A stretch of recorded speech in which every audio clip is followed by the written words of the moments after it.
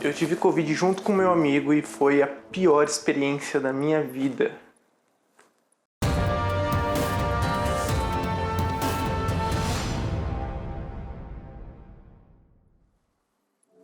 Antes da gente ir pro vídeo mesmo, só quero esclarecer que eu não sou especialista na área e eu pesquisei, né? Os links da pesquisa estão aqui embaixo, eu sempre coloco todas as fontes para vocês verem. E se tiver alguma coisa errada, me corrijam, tá bom?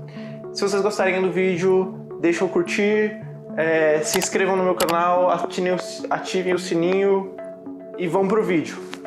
Para alguns autores, os vírus não são um ser vivo, porque eles não atendem a algumas características que a gente dá para aquilo que a gente entende como vida hoje em dia. Essas características devem ser compostos por células, ter metabolismo, ou seja, transformar energia em algum produto e vice-versa. Eles devem responder a estímulos, apresentar material genético, ou seja, um DNA ou RNA, devem ter a capacidade de reprodução e a capacidade de evolução. E os vírus não são considerados seres vivos justamente porque eles não são feitos de células e nem possuem metabolismo. Eles precisam de uma célula viva, hospedeira, para eles conseguirem ali se reproduzir e, com a morte e o rompimento da célula, poderem proliferar, contaminar outras células e continuar o processo. Sim, eles matam aquilo que os mantém vivos. Imagina, você habita um organismo que te dá segurança e alimentação e você destrói ele. Parece burrice, né? E os vírus também podem ser divididos em dois tipos, que são os vírus nu, que ele possui material genético, e o capsídeo, que é um invólucro de proteínas que guarda esse material genético, praticamente.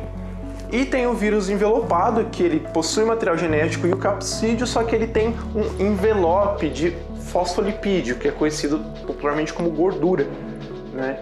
Que mantém ele mais seguro ali, que é o caso do coronavírus. O coronavírus que causa a Covid-19, ele é só um tipo de coronavírus, entre outros. E o fato dele ser envolto nessa membrana de gordura é justamente o que faz que durante a nossa prevenção a gente tenha que lavar as mãos e usar o álcool, porque eles dissolvem essa gordura e o vírus fica inativo, né? O material genético dele fica inativado. E sim, você não mata o vírus, porque ele não é uma criatura viva. Você inativa ele, você meio que desliga o vírus, entendeu? E acontece que só a higienização não é o suficiente para você evitar se contaminar com o vírus e até propagar ele. É importante e é indispensável sim, mas não é a única coisa que você tem que fazer. E a OMS ela tem outras recomendações, além de lavar a mão com água e sabão e passar o álcool gel.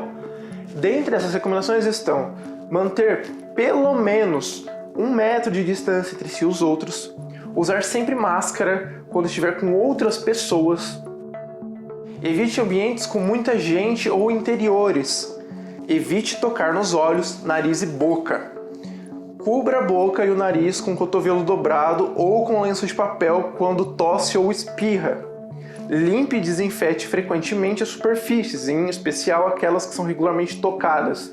A prevenção é chata, é cansativa e é desgastante, mas ela é necessária. O Covid não está sendo uma doença que ataca somente o corpo. Ela mostrou a fragilidade do sistema que as gerações passadas deixaram pra gente que vive agora. É um governo, um Estado que não cumpre o seu papel. São ideais que se apegam a lucros, mas matam as pessoas que pagam as contas.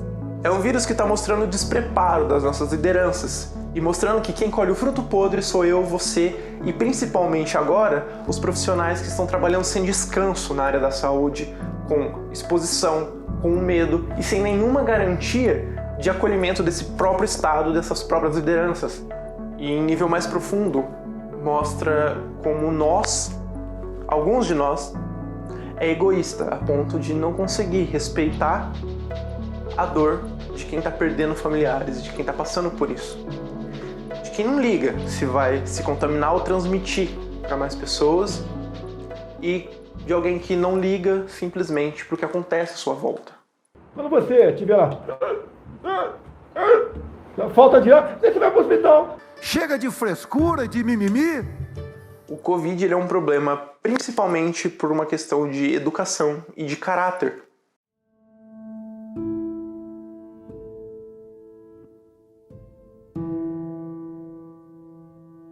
Eu peguei Covid e eu realmente não sei de onde eu peguei. O único lugar fora da minha casa em que eu frequentava foi no meu trabalho, que era uma sala gigantesca em que eu só dividia com uma pessoa que não estava lá o tempo todo. Mesmo assim, 100% do tempo de máscara, sempre se higienizando, seguindo todas as recomendações. E mesmo assim eu fui afetado. E mesmo assim eu contaminei outra pessoa também. No caso, eu contaminei meu amigo, que foi internado junto comigo. Meu primeiro diagnóstico foi de dengue. Eu não tinha nenhum sintoma diretamente relacionado ao Covid. Eu não tinha tosse, nem espirrava, nem nada do gênero, mas eu sentia dor de cabeça, dor nos fundos dos olhos, sentia indisposição, e isso parecia muito com a dengue. Após 3 dias, com a chegada dos exames, eu descobri que era Covid, não dengue, e no 4º dia eu comecei a piorar.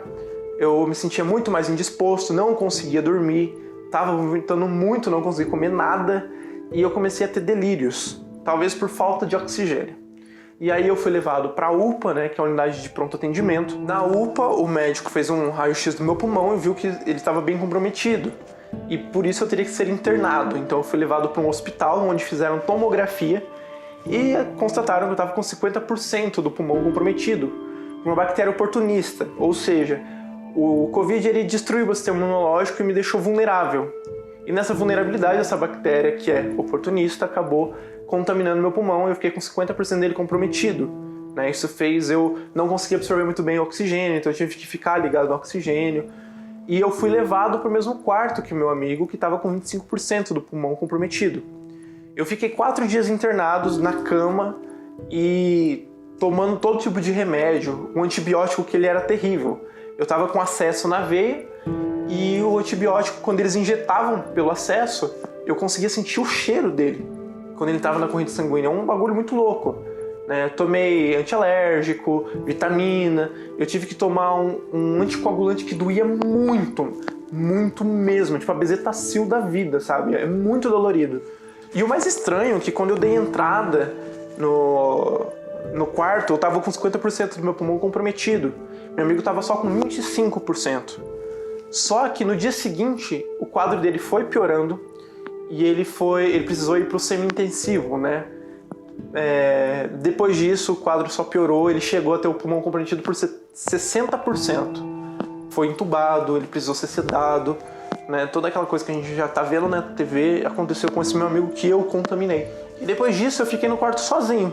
Era um quarto branco e eu fiquei lá o dia inteiro. O único acesso que eu tinha a pessoas era quando eu tinha que comer ou quando eles vinham ou me dar os remédios ou trocar o acesso, fazer alguma coisa, uma higienização. Eles estavam ali para me ajudar. Era o único momento que eu tinha contato com alguém. Né? O resto do tempo eu fiquei sozinho olhando para aquelas paredes, para o teto. Eu não assisto televisão, né? Então a televisão ficava desligada. Então acabou que eu tive muito tempo para pensar. Né? Eu pensei muito na minha vida. Eu pensei no fato de eu ter contaminado meu amigo o tempo todo. Né? E o fato dele estar piorando.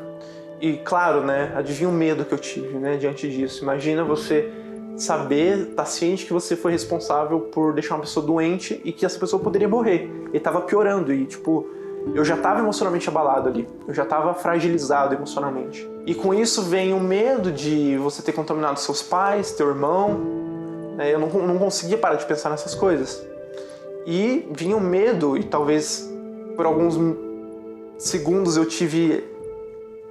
Talvez por conta do processo de depressão que eu venho enfrentando, eu tive momentos que eu achava que talvez seria um alívio, né? Mas existia esse medo de morrer, né? Eu me vi diante da minha vida muito fragilizada, que não dependia de mim, pelo menos não só de mim, dependia muito dos médicos, das pessoas que estavam cuidando de mim. E isso é chocante, sabe? É absurdo. A gente se vê diante da tua vida.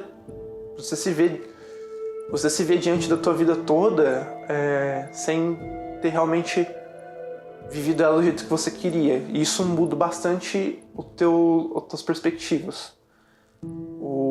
Imaginar que você não conquistou o que você queria, que você não deixou a mensagem que você queria, não construiu as coisas que você queria. E a loucura dessa doença é que ela varia muito de pessoa para pessoa. Algumas pessoas não chegam nem a ser internado, vão ter sintomas muito leves ou não vão ter sintomas. Outras pessoas vão chegar a ser internada e outras pessoas vão chegar a falecer. É a mesma doença. Em mim ela não trouxe tosse, nem um espirro, mas pro meu amigo trouxe, né? Eu tive sintomas de dengue, né? E ele foi direto internado como Covid. Cada pessoa está apresentando de uma maneira doida essa doença e isso deixa todo mundo muito confuso, né? E como eu trouxe aqui no vídeo essa experiência que eu tive junto com esse meu amigo, né, que pediu para ficar anônimo, eu vou ler o relato dele para vocês em relação à experiência que ele teve, que no caso foi muito pior do que a minha, né? O caso dele foi bem mais grave que o meu. Então eu vou ler o relato dele para vocês. Se eu tivesse continuado o tratamento em casa, talvez tudo seria diferente. Mas ninguém sabe dessa doença, ninguém explica esse vírus. Eu explico que o emocional é uma das partes mais importantes em um quadro clínico. Em um estado emocional bastante abalado, para quem tem asma, por exemplo, em um curto espaço de tempo afeta de maneira muito prejudicial. Assim como esse mesmo estado emocional a longo prazo poderia provocar e potencializar um câncer. No meu caso, o emocional foi nas alturas, por estar internado. Mas eu gostaria de frisar que eu disse talvez poderia ser diferente. Eu não recomendo de maneira alguma que vocês dispensem ajuda médica. Com a Covid não é diferente. Na maioria dos casos, o desespero que toma conta de nossas mentes pode evoluir o quadro viral em um curto espaço de tempo. A perda de uma pessoa querida, o número de mortos no país, o medo da internação, a falta de ar e tanto outros medos que temos por várias razões podem afetar e agravar muito a nossa situação diante do vírus.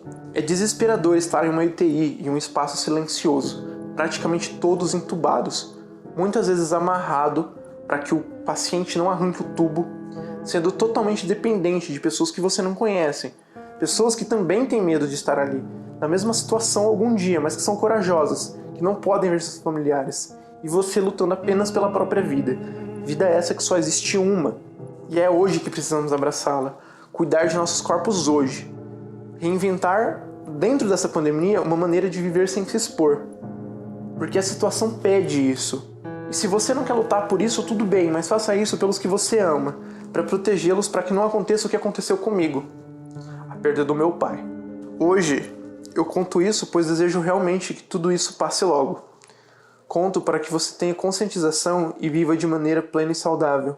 Eu não te conheço, mas quero te ver bem, e não quero que passe por tudo isso que eu passei. Muito obrigado por escutar.